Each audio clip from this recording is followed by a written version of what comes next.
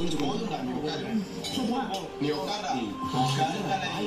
டேய் வாய் இல்ல அப்புறம் எதுக்கு பை நாங்க சாப்பிட வேணாமா போதும் போதும் எவன் நல்லா சரியா இருக்கு